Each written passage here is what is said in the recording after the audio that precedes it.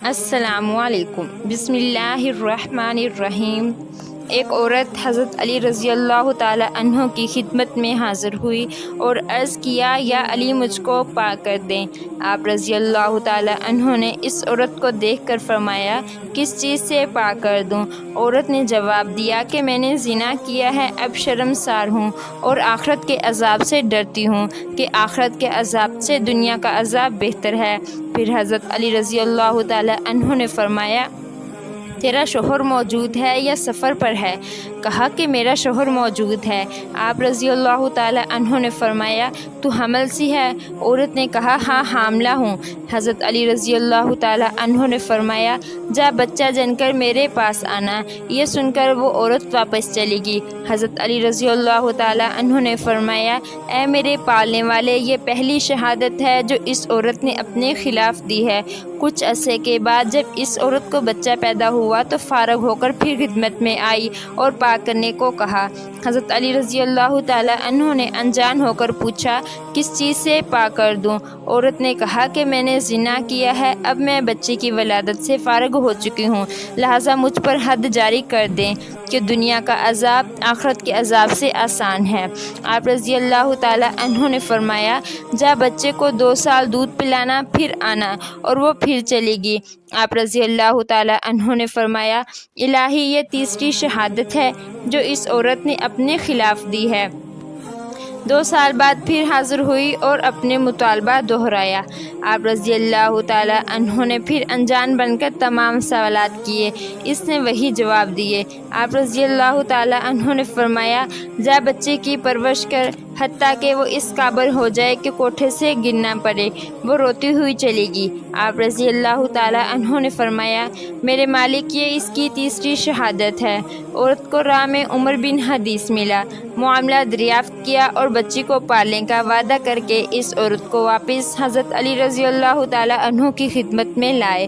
عورت نے پھر اقرار کیا اور طہارت کا مطالبہ کیا۔ فرمایا، یا الہی 4 گواہیاں پوری ہو چکی ہیں۔ پھر آپ غصے کی حالت میں سرخ ہو گئے۔ حضرت عمر رضی اللہ تعالی عنہ نے کہا، آپ میرے اس بچے کی کفالت پر ناراض ہیں؟ آپ رضی اللہ تعالی عنہ نے فرمایا، اس عورت کو 4 دفعہ اقرار کر لینے کے بعد اب یہ کیا کہتا ہے؟ میں نے اس عورت کو حد کی تکلیف سے بچنے کے لیے یہ راہ شیری بتائی جو تیری غلطی کی وجہ سے ختم ہو گئی، ورنہ خداوند کریم مرنے کے بعد اس کو معاف کر دیتے۔ اس کے بعد جناب امیر ممبر پر تشریف لائے، مؤذن سے کہا، اذان دو۔ تمام اہل شہر اذان سنتے ہی مسجد میں آ گئے۔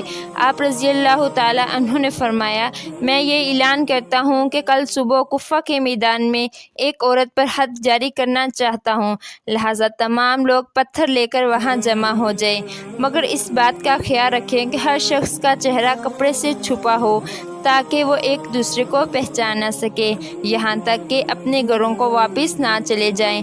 یہ فرما کر آپ ممبر سے نیچے اتر آئے۔ روایت ہے کہ اگلے دن تمام شہر کے آدمی چہرہ چھپائے اور چادروں میں پتھر لیے میدان میں جمع ہو گئے۔ کچھ دیر بعد حضرت علی رضی اللہ تعالی عنہ بھی تشریف لے آئے۔ عورت کو باہر نکالا گیا۔ آپ رضی اللہ تعالی عنہ نے حکم دیا، ایک گڑھا کھودا جائے جس میں اس عورت کو کمر تک دفن کر دیا جائے اور باقی حصہ باہر رہنے دیا جائے۔ ایسا ہی کیا گیا۔ آپ رضی اللہ تعالی عنہ نے فرمایا، اے لوگو، خداوند عالم نے اپنے نبی صلی اللہ علیہ وسلم سے یہ عہد لیا تھا، کوئی ایسا آدمی جس کی گردن پر خود کوئی حد ہو کسی پر حد جاری نہیں کر سکتا۔ ایسا کوئی آدمی اس عورت کو پتھر نہ مارے جس کی اپنی گردن پر کوئی حد ہو۔ یہ سنتے ہی تمام آدمی واپس چلے گئے، صرف خاندان رسول صلی اللہ علیہ وسلم کے افراد حضرت علی، حضرت حسن اور حضرت حسین رضی اللہ تعالی عنہ رہ گئے جنہوں نے حد جاری کی۔ ایک بار کسی بکارن نے کفار سے سوال کیا، انہوں نے مذاقاً امیر المؤمنین حضرت علی رضی اللہ تعالی عنہ کے پاس بھیج دیا، جو کہ سامنے تشریف فرما تھے۔ اس نے حاضر ہو کر دستہ سوال دراز کیا۔ آپ رضی اللہ تعالی عنہ نے 10 بار درود شریف پڑھ کر اس کی ہتھیلی پر دم کر دیا اور فرمایا مٹھی بند کر لو، جن لوگوں نے بھیجا ہے ان کے سامنے جا کر کھول دو۔ کفار ہنس رہے تھے کہ خالی پھونک مارنے سے کیا ہوتا ہے، مگر جب ساحل نے ان کے سامنے جا کر مٹھی کھولی تو اس میں 1 دینار تھا۔ یہ کرامت دیکھ کر کئی کافر مسلمان ہو گئے۔ ایک حبشی غلام جو امیر المؤمنین سے بہت محبت کرتا تھا، شامت اعمال سے اس نے ایک مرتبہ چوری کر لی۔ لوگوں نے اس کو پکڑ کر دربار خلافت میں پیش کر دیا اور وہ غلام نے اپنا جرم کا بھی اقرار کر لیا۔ امیر المؤمنین حضرت علی رضی اللہ تعالی عنہ نے حکم شرعی نافذ کرتے ہوئے اس کا ہاتھ کاٹ دیا۔ جب وہ اپنے گھر کو روانہ ہوا تو راستے میں حضرت سلمان فارسی رضی اللہ تعالی عنہ اور ابن القوا سے ملاقات ہو گئی۔ اس سے پوچھا تمہارا ہاتھ کس نے کاٹا؟ تو غلام نے کہا حضرت علی رضی اللہ تعالی عنہ نے۔ انہوں نے حیرت سے کہا انہوں نے تمہارا ہاتھ کاٹ ڈالا، پھر بھی تم اس قدر اعزاز و اکرام کے ساتھ نام لیتے ہو؟ غلام نے کہا میں ان کی تعریف کیوں نہ کروں، انہوں نے حق پر میرا ہاتھ کاٹا اور مجھے عذاب جہنم سے بچا لیا۔ حضرت سیدنا سلمان فارسی رضی اللہ تعالی عنہ نے دونوں کی گفتگو سنی اور حضرت علی رضی اللہ تعالی عنہ سے اس کا تذکرہ کیا تو آپ رضی اللہ تعالی عنہ نے اس غلام کو بلایا اور اس کا کٹا ہوا ہاتھ کلائی پر رکھ کر رومال سے چبا دیا، پھر کچھ پڑھنا شروع کر دیا۔ ایک غیبی آواز آئی کپڑا ہٹاؤ۔ جب لوگوں نے کپڑا ہٹایا تو غلام کا کٹا ہوا ہاتھ کلائی سے اس طرح جڑ گیا تھا کہیں کٹے کا نشان تک نہیں تھا۔ ایک مرتبہ نہر فراغ میں ایسی خوفناک طغیانی آئی، یعنی سیلاب آ گیا۔ تمام لوگوں کی کھیتیاں غرقاب ہو گئی، یعنی ڈوب گئی۔ لوگوں نے حضرت علی رضی اللہ تعالی عنہ کی بارگاہ میں بے کسی فریاد کی۔ آپ فوری اٹھ کر کھڑے ہوئے اور رسول اللہ صلی اللہ علیہ وسلم کا جبہ مبارک اور امامہ مقدس چادر مبارک زیب تن فرما کر گھوڑے پر سوار ہوئے۔ حضرت حسنین رضی اللہ تعالی عنہ اور دیگر حضرات بھی ہمراہ چل پڑے۔ آپ رضی اللہ تعالی عنہ نے 2 رکعت نماز ادا کی، پھر پل پر تشریف لے کر اساسی نہر فرات کی طرف اشارہ کیا تو اس کا پانی 1 گز کم ہو گیا، پھر دوسری مرتبہ اشارہ فرمایا تو مزید 1 گز کم ہو گیا، جب تیسری مرتبہ اشارہ کیا تو 3 گز پانی اتر گیا اور سیلاب ختم ہو گیا۔ لوگوں نے التجا کی یا امیر المؤمنین بس کیجیے، یہ کافی ہے۔ مقام صفین کی طرف جاتے ہوئے حضرت علی رضی اللہ تعالی عنہ کا ایک لشکر ایسے میدان سے گزرا جہاں پانی نہیں تھا۔ پورا لشکر سیلاب پیاس کی شدت سے بیتاب ہو گیا۔ وہاں ایک گرجا گھر تھا۔ اس کے راہب نے بتایا کہ یہاں سے 2 یعنی تقریباً 14 کلومیٹر کے فاصلے پر پانی مل سکے گا۔ کچھ حضرات نے وہاں جا کر پانی پینے کی اجازت طلب کی۔ یہ سن کر آپ رضی اللہ تعالی عنہ اپنے کھچر پر سوار ہو گئے اور ایک جگہ کی طرف گشت کر کے کھودنے کا حکم دیا۔ کھدائی شروع ہوئی، ایک پتھر ظاہر ہوا، اس کو نکالنے کی تمام تر کوششیں ناکام ہو گئی۔ یہ دیکھ کر حضرت علی رضی اللہ تعالی عنہ سواری سے اترے اور دونوں ہاتھوں کی انگلیوں سے اس پتھر کی درار میں ڈال کر زور لگایا تو وہ پتھر نکل پڑا اور اس کے نیچے سے ایک نہایت صاف شفاف اور شیریں یعنی میٹھے پانی کا چشمہ ابل پڑا اور تمام لشکر اس سے سیراب ہو گیا۔ لوگوں نے جانوروں کو بھی پلایا اور مشکیزیں بھی بھر لیے۔ پھر آپ رضی اللہ تعالی عنہ نے وہ پتھر اس کی جگہ پر رکھ دیا۔ گرجا گھر کا عیسائی راہب یہ کرامت دیکھ کر حضرت علی رضی اللہ تعالی عنہ کی خدمت میں حاضر ہوا اور عرض کیا کہ کیا آپ نبی ہیں؟ فرمایا نہیں۔ پوچھا کیا آپ فرشتے ہیں؟ فرمایا نہیں۔ اس نے کہا پھر آپ کون ہیں؟ فرمایا میں پیغمبر رسول صلی اللہ علیہ وسلم کا صحابی ہوں اور مجھ کو تاجدار رسالت صلی اللہ علیہ وسلم کی چند باتوں کی بھی تاکید فرمائی۔ اتنا سنتے ہی وہ عیسائی راہب کلمہ شریف پڑھ کر مبشر با اسلام ہو گیا۔ آپ رضی اللہ تعالی عنہ نے فرمایا تم اتنی مدت تک اسلام قبول کیوں نہیں کیا تھا؟ راہب نے کہا ہماری کتابوں میں یہ لکھا ہوا ہے کہ اس گرجا گھر کے قریب پانی کا ایک چشمہ پوشیدہ ہے۔ چشمے کو وہی شخص ظاہر کرے گا جو نبی ہوگا یا نبی کا صحابی۔ چنانچہ میں اور مجھ سے پہلے بہت سے راہب اس گرجا گھر میں اس انتظار میں مقیم رہے۔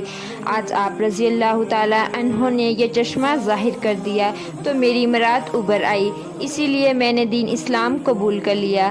راہب کا بیان سن کر حضرت علی رضی اللہ تعالیٰ عنہ رو پڑے، اس قدر روئے کہ ریش مبارک آنسوں سے تر ہو گئی۔ پھر ارشاد فرمایا، الحمدللہ ان لوگوں کی کتابوں میں بھی میرا ذکر ہے۔ یہ راہب مسلمان ہو کر آپ کے خادموں اور مجاہدوں میں شامل ہو گیا اور شامیوں سے جنگ کرتے ہوئے شہید ہو گیا، اور حضرت علی رضی اللہ تعالیٰ عنہ نے اپنے دستہ مبارک سے اسے دفن کیا اور اس کی مغفرت کی دعا فرمائی۔ ایک مرتبہ امیر المؤمنین حضرت علی رضی اللہ تعالیٰ عنہ اپنے دونوں شہزادوں حضرت امام حسن اور حضرت امام حسنین رضی اللہ تعالیٰ عنہ کے آرمی کعبہ میں حاضر ہوئے۔ دیکھا کہ وہاں ایک شخص خوب رو رو کر اپنی حاجت کے لیے دعا مانگ رہا ہے۔ آپ رضی اللہ تعالیٰ عنہ نے حکم دیا کہ اس شخص کو میرے پاس لاؤ۔ اس شخص کی ایک کروٹ جو کہ فالج زدہ تھی، لہذا زمین پر گھسیٹتا ہوا حاضر ہوا۔ آپ رضی اللہ تعالیٰ عنہ نے اس کا واقعہ دریافت فرمایا تو اس نے عرض کیا، یا امیر المؤمنین، میں گناہوں کے معاملے میں نہایت بے باک تھا۔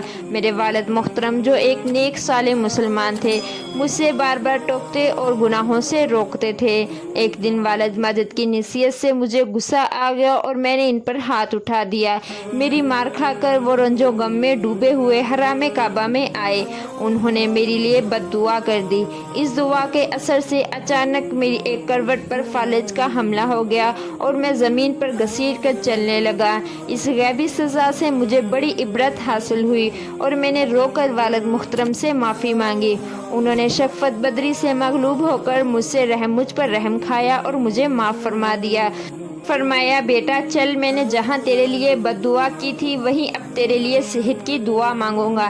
چنانچہ ہم باپ بیٹے اونٹ پر سوار ہو کر مکہ معظمہ بیت اللہ شرف و تعظیم منا رہے تھے کہ راستے میں یکک اونٹنی بھاگنے لگی اور میرے والد ماجد اس کی پیٹھ سے گر کر دونوں چٹانوں کے درمیان وفات پا گئے۔ اب میں اکیلا ہی کعبہ میں حاضر ہو کر دن رات رو رو کر خدا سے اپنی تندرستی کے لیے دعائیں مانگتا رہتا ہوں۔